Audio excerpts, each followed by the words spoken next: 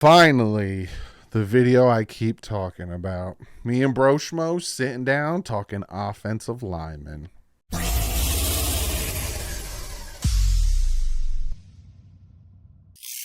What is up, Finn fans? We are talking offensive linemen. Interior and exterior. We got to go over the whole thing, the whole gambit, see who could be there at 51, who's a possibility here, there, and over there. Bring some names up that are interesting. I'll give you a little spoiler. Andrew Voorhees is a name that comes up and is a very interesting prospect. Ton of that. And then I asked Broshmo, of course, about Dalvin Cook because why not? It's the topic. But let's jump into this and let's see what me and Brochmo had to talk about. And I'll see you guys tomorrow. I'm thinking maybe first mock draft, or we look back at the 3 years ago draft. There's a lot. There's a lot I got to do. And I'm trying to decipher when I'm going to do it. But on that, I'll see you guys in the next one. Like usual, stay classy. FN's out. Broshmo, another day. Another prospects talking. How you feeling today? How you doing? I'm feeling great. It's good to be alive. That's true. It was very true. Good positivity. We're talking O-line today. What's your thoughts on the offensive line in a whole in this draft? Is it a deep one? No. It's pretty poor offensive line draft in Really? general. Yeah, it's kind of top heavy, mainly at the tackle spot, and then, I mean, there's guards and centers here and there, but it's just not one of the better classes. So what position would you say is the best tackle? Like, where do you want to start? Tackles, interior? Where are you thinking? I think tackle probably has the most to talk about, just since honestly, like the top 7 guys are probably like might come off the board before the first interior guy. Okay. So and plus we Dolphins need a right tackle, and they want to try to make it seem like they're giving a fair shot to Austin Jackson, but let me ask you a question. When the Dolphins took Austin Jackson, what was your thoughts? I was optimistic because I knew he was going to be a project, but like athletically, he was very, very gifted. Did you Wasn't wild about Noah and Big Nogany though. That followed. So I remember when they took that pick, when they traded back, I was like, all right, running back, safety. I was like, oh, there's so many options. And then they took him. I was like, who the hell is Noah Igbinoghene? I had to look him up. I'm like, who is this guy? And is he worth the 30th overall pick? Like, what the heck is this? no, he wasn't. He really wasn't. Not at all. There's so many other players we could have took. It's Jonathan Taylor. Like so many different players we could have took. I mean, that draft, man, it just felt like they were after Tua. They just started grabbing these project guys, like these guys that needed development, that weren't start right away guys. Yeah, even the Brandon Jones, when they took him, he was banged up. He was injured when they drafted him, and so many draft picks in that draft and so many mess ups. It's crazy. But talking about tackles, we could talk about the top guys. You know, Paris Johnson and Broderick Jones, all those guys. Let's be realistic here. They ain't getting a 51. There's no way. There's no way. So let's just cut to the chase. Who do you think would be the best option at 51 for the Dolphins? And obviously they're going to go to right tackle. So who's your best option at 51 when it comes to tackles? I think the only option probably that'd be there would be Matthew Bergeron. I mean, you could maybe make a case Dwan Jones might end up falling a bit, but I don't see that. I think it's going to be Bergeron, who some people think he profiles better as a guard in the NFL, which, oh boy, yay. It's great. That's great to hear when you're looking for a right tackle, but I think he can make it out there on the outside. He's got that mentality the NFL loves, just bury guys 6 feet under. But yeah, that's about it at 51. I mean, kind of hope and pray. Even Bergeron's a guy that gets talked about sometimes in the first round. So, and would he be like a right tackle? Where we're like, all right, or would it be another Liam Eichenberg situation. It could be because I kind of like him better in more of like a gap or a power scheme. Like I'm not sold on how like light of foot he could be. Mm. And that's why I think a lot of people kind of profile him as a guard. So even then, it's like, is the fit all that great? It's like, It'd be a maybe not. situation where you take one to take one, right? Yeah, almost. Yeah. This is why I wanted them to use free agency on the right. Everyone told me when I was like, I don't know what they're doing. I don't know what they're. It's April, Doug. No, it's March is what I kept getting. It's March, Doug. Wait till the draft. I'm like, you guys want to take a starting right tackle in the draft? I don't know if that's going to pan out so I well. mean, you shouldn't be looking for stars in the draft. That's Mm-mm. basic draft philosophy. Don't And not expect as, these guys to start. especially with the Miami Dolphins, who are just fantastic at taking offensive linemen in the draft. It's just after the first round, Robert they've Hunt, just not bad. yeah, that was it. Got one. Is there any like unsung hero, or is there any like guys that you could see? And it sucks. We don't have a fourth or fifth, so I can't even say like because the sixth or seventh round, you're not taking a guy to start at right Yeah, tackle. so like anyone that you might reach at on in the third. Pretty much. I think there's a couple of guys there. I'm a big fan of Wanya Morris out of Oklahoma. He former 5-star, went to Tennessee, had a promising freshman season. Then sophomore year was whatever. Transferred to Oklahoma, didn't start right away, and ended up starting this season and looked good. So he's kind of got this nice little bell curve, Okay. where his best play opened up his career and then gets muddy in the middle, but he's got a great build. He could play tackle, he could play guard. I think he's a great athlete. He just needs there's a lot of technical issues with him, especially like the hand placement. That was Mm, something I noticed at the Senior Bowl where he it was a couple of times where he was going up against TCU's Dylan Horton. mm, And you could just see the hand placement not great. He was really relying on just being a good athlete yeah. to try to win those reps. But man, I really think his best football's ahead of him. I mean, he's got the pedigree, former 5-star. You could talk about BYU, Blake Freeland, guy moves well. I get it. He's a former tight end. He actually played quarterback back in high school. It was kind of wild. Jeez. Yeah, right. But the guy that I really liked last year, right, was Abraham Lucas. And I Mm, kind of like going into the year, I was like, man, Blake Freeland's like he feels like Abraham Lucas, man. I think he's gonna end up like go flying under the radar. He's gonna go into the Senior Bowl, and that was the thing. Abraham Lucas had a stunning, mm, just a phenomenal Senior Bowl, and Blake Freeland didn't have that. He was his anchor exposed, just uh, couldn't deal with power. So, guy that could end up being a swing tackle early, but maybe not a guy you want to necessarily start right away. And the other guy I want to mention is Jalen Duncan, because a lot of people are really high on him, and me not so much. I think in terms of the run game, yeah, you could probably start him right away. His natural spot is right tackle, so that kind of works out. He likes to get out in front of it in the run game. He can bury guys, but all that like light footedness, that mm, those movement skills disappear in the passing game. mm, It just he seems more robotic. The feet don't move as well, and it's like you know what he's capable of. He just kind of needs that fine tuning, I suppose. And also, like something I really didn't like was in the big games against what was it, Michigan, Ohio State, Penn State. They're his worst games on oh tape. God. So it's like okay, when the competition Mhm. rises, Duncan did not. Yeah.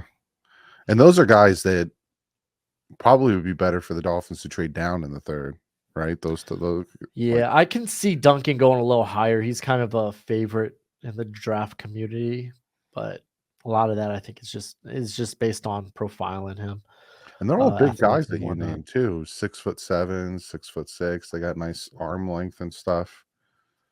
Because Yeah, yeah. that was Liam Eichenberg's biggest knock, right? Was his arm length. He didn't have very Oh good. yeah, that's why he had to move inside that, and he wasn't like He kind of had lead in his feet. Mm, He wasn't a guy that you think could get after it on the outside, hang with speedier edge rushers. And I mean, that was kind of on display his opening game against the Patriots. Jesus. I remember when we drafted him, I was surprised they traded up for him. But I I was hated it. happy with I was like, okay, he didn't allow a sack and this and that. I'm seeing good things. And I watch him play and I'm like, yikes. Just do you have any hope for him, or do you think we No, need no, I think after because I thought he was going to be a guard in the NFL, and after he Mhm, moved to guard and still kind of looked shady, I'm like, mhm, you know what? Because like sometimes with offensive line prospects, like takes them a year or two. Like mhm. Andrew Thomas is a good example. Like Oh yeah. near the like final stretch of his freshman rookie season, it kind of put it together. Now he's one of the better tackles in the league. Mm. So typically you get a good feel for it if you're not seeing it in year 2, you're more than likely not to see it in year 3 or 4. So And people are telling me to give Austin Jackson more time. I'm like, we're on year 4. I didn't even see it in year 2. Like, but so Liam moving inside interior, looking at the interior guys. One guy I'm seeing a lot when it comes to mock drafts is Steve Avila? Avila, Avila, thank you. Vila, Um, Vila, Vila. There we go. a lot of people think that the Dolphins will take him at 51, and they really do like his versatility. What's your thoughts on him? Yeah, he played both guard and center. For being a bigger guy, I think he's pretty quick out of his stance. Mhm, Big bodied, big anchor, strong hands. Surprisingly, I think he's actually got pretty small hands though for his size. I don't necessarily. I don't know how I feel about his movement skills mm, in our offense. But then again, I mean, this is something I always got to tell myself with especially the offensive interior is you could get by in the NFL by not being the best athlete, and that's kind of a spot you don't want to necessarily just chuck away. Oh, athleticism doesn't matter. It still does to a degree, but it's not necessarily as important. But if you look at other things with him, like technique, got better. Like it's getting better, So you like to see, that progress through his collegiate career. But I think I feel better about a few of the other guys that might potentially be on the board there. But then again, I mean, oh man, like Avila currently, he's number 2 on my interior list. I don't know. I have a strange feeling he goes top 40. mm. We've seen John Michael Schmitz get like first round love, even Joe Tipman out of Wisconsin, who another guy who is far from a final like project or final form. He's just a really really good athlete who can play the run really well. It's kind of a work in progress in the passing game, and then also he's stupid tall. There's a lot of tall interior Foot players thick, here and Jesus. there. Yeah, he ain't going to Arizona. 6'6" center. Oh hell no, Like, dude. oh god. Oh man, Kyler's just gonna have to jump. Oh my goodness. Gonna have James Conner get on his hands and knees so Kyler could just step on his back and look over him. I see Andrew Voorhees, right? And I love him. I just like the name. It's I a wish great his name. first name was Jason. What do you think of him? I love him. It sucks that he's likely gonna miss next year because the ACL. Mm, Uh, but this dude's a boss, right? mm. Tore his ACL in drills at the combine. Came back the next day just to do his bench press with the ACL, and did it. It did 38. Stupid strong. Do you think that'll push up his draft stock? The fact that he's just ridiculous. I would hope so because he is a day 2 guy. He should be going in the 2nd or 3rd round. He has tackle experience, though he can be a bit heavy footed. Probably better for the interior, but he has that experience. Like Mhm. uh, he kind of like filled in the role after Elijah Vera Tucker left for the NFL. But like he just knows how to play the position, man. He's super technically sound. Doesn't have the greatest anchor on the get off, like, but he's very good at resetting and everything. So he'll concede a lot of ground early on, but like Mhm. those like 2 to 3 yards they get in the backfield, those are about the only thing they're gonna get in there. He's also just so good at picking up other people's assignments. He's very aware That's of his awesome. surroundings, which is like you could even tell when he gets to the second level, man. He's got his head on a swivel. I just love that about him. Just man, not being able having a red shirt essentially your rookie season kind of sucks. Older prospect, 6-year senior, decided to come back and was hoping was it Lincoln Riley could lead the Trojans to a winning season because he'd never seen that in his Ugh. career there at USC. But Yeah, he's ah, 24, like you said. He's not a young buck. yeah, I mean, I love the cat. He's played it. He's played every block and coverage under the sun, or blocking coverage, blocking scheme, just since they've kind of cycled through coaches there at USC. So it's like he should be a day 2 pick. The ACL probably knocks him to like 4th round. Mhm. I think when we get there. But if he goes in day 2, I'll be ecstatic. He was one of my favorite guys going into this. Looking at the Dolphins, right? We have Connor Williams, who guard, now center, really good center, and we have Robert Hunt, guard, who can play tackle. Looking at the draft, looking at the depth, looking at who could be there at 51 and in the third round, would you think it would be smarter for the Dolphins maybe to move one of those guys and take an interior guy, or do you think go with the tackle because it just makes better sense? Ooh. Man, in real life, they're probably just gonna run it with Austin Jackson, and Make us all cry. yeah, yeah, and we're gonna be looking at Caleb next year then, hopefully, 'cause Tua will be dead. Yeah, seriously. It's just, if it wasn't his blind side, right? We have one of the best tackles that's not his blind side, so he could just be like, "Oh, look at Armstead just dominating that guy. I wonder what's happening. Oh God." Yeah, Just, I know, right? I think it's worth putting Hunt at tackle, though. I love that idea. mm-hmm. Played it in college at Louisiana, so I would love to throw Hunt out there. I think His rookie di- year, didn't he play right tackle for I us think too? so because they had Solomon Kindley, Mm-hmm. who, but He was a big boy. It's too bad he couldn't stop being a big boy. yeah, big boy couldn't move much, but Oh, not for his own run either. yeah, but I would love that. I would love to see Hunt out there at right tackle.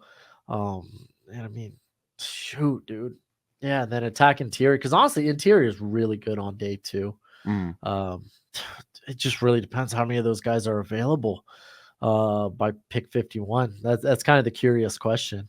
It's like because like John Michael Schmitz, he's ready for the NFL. Like Mm. he might he might never be like a top 5 center, but this guy's gonna be like consistent top 15 center in the league.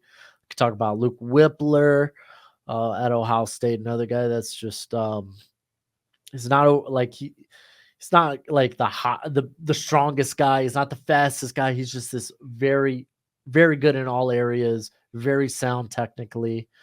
Like I mean, even if like going down to like our third, like cat I like out of Michigan, Olusegun Oluwatimi, former Cavalier, Virginia. Actually was in the Air Force his first Oh wow. year in college. But that dude's mad good too. Small hands too. It's weird. There's a lot of guys with small hands on the interior in this class, like or at least smaller than they should. Mm-hmm. But like Cody Mock's also an interesting name out there. Played tackle at North Dakota State, but probably profiles as like a project, or at least a developmental guard or center. But the movement skills are really good from him. He's got a great look, just ginger long locks and no front teeth. Looks like a hockey player. Yeah, right. I mean, he'd be really good for our system. So, and even that's a guy that's talked about that might go top 50. So it's like, oh man, it's really hard to like kind of pin down what exactly are we going to be able to do at like 51. It's like one of those situations when we're on the clock, you kind of see. A lot of people don't like the fact that I like whenever I talk about the draft, I never say like this is the guy I want at 5, at whatever. This Mhm. guy, I always give him 3 or 4 guys. And they're like, pick one, be decisive. And I'm like, you can't. You can't put your eggs in one basket because then when you get there, they might not be there. So I'm always like, exactly. these are Now like you 3 or gotta 4. have having that is very, especially in the draft, is very, very important. Yeah, because you know how we draft. All of a sudden, you're like, this guy's still there. Who was it? I think it was the center, Cushionberry. It was one of the. It was LSU went to the Broncos. yeah, and I think I think that's when the Dolphins took Hunter Long, and they just let. I think it was him. It was or somebody. Might be Quinnen Miners. Thank Maybe? you, Quinn Miners, sitting there on the board. They take Hunter Long, and I'm like, you just what? Oh, he's from Boston College, and Flores is from Boston College. I don't give a crap. We ended up having the worst offensive line in like the last 10 years. I was like, what are you doing? You had a very good guy sitting there. Oh, it drove me nuts. Absolutely drove me nuts. In a perfect world, because the more I'm hearing you talk about these guys, I would like to take Andrew Voorhees and I'd love that. stash him. And then if Connor Williams, like if they don't get a contract done with him and he walks, maybe have him Voorhees. center. You know what I'm saying? Stash the guy for a second. Yeah, honestly, if anything, just move back from 51. See if you could grab some extra capital. We only have 4 picks. Like I just did doing this 7-round mock draft series on YouTube Shorts for each team, and did the Dolphins 4 picks, super easy. But I was like, golly, dude, if we could just trade back, man. Get like get a fourth, get some more picks. And every time somebody sends me a mock draft on Twitter or something, they always have like 8 picks. I'm like, that ain't happening, but you can dream, but there's no way that the Dolphins are going to somehow finagle getting another 4 picks. It ain't happening. Last thing I want to ask you though, before we get out of here, Dalvin Cook. What's your thoughts on Dalvin Cook, and would you be happy if he became a Miami Dolphin? I wouldn't be mad. And if we got him for like dirt cheap, like the dirtiest of cheap, because Mike McDaniel's proved you don't need to go after running backs, man. That's Like true. journeyman, day 3 options, the guys we currently have on the roster. That's why I get mad anytime I see in a mock like Tajay Spears or dude, even Jahmyr Gibbs, and I love Gibbs, and I'm just like, you get these guys once like the offensive line, like something PFF said that stuck with me like the last 3 years was running back productions based on 3 things: offensive line, down a distance, and I can't remember the other thing. Stuck with me all these years, and I can't remember. Oh, scheme. There we go. I knew it would come to me. Look at that. Somewhere in there. Which, I mean, it's like, dude, like we have the scheme to like really produce these runners. We got to get that offensive line part, man. We got to get it so bad. And we need freaking Terran Armstead to actually be healthy for a full season.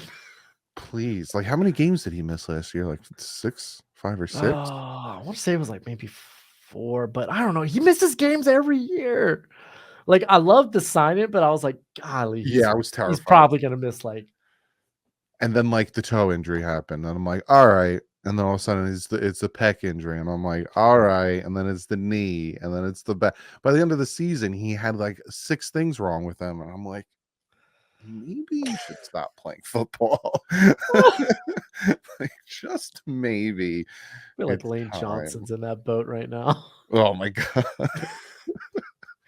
He's going out there like the freaking bionic man, $1 million man. Every time is just a new cyborg body part.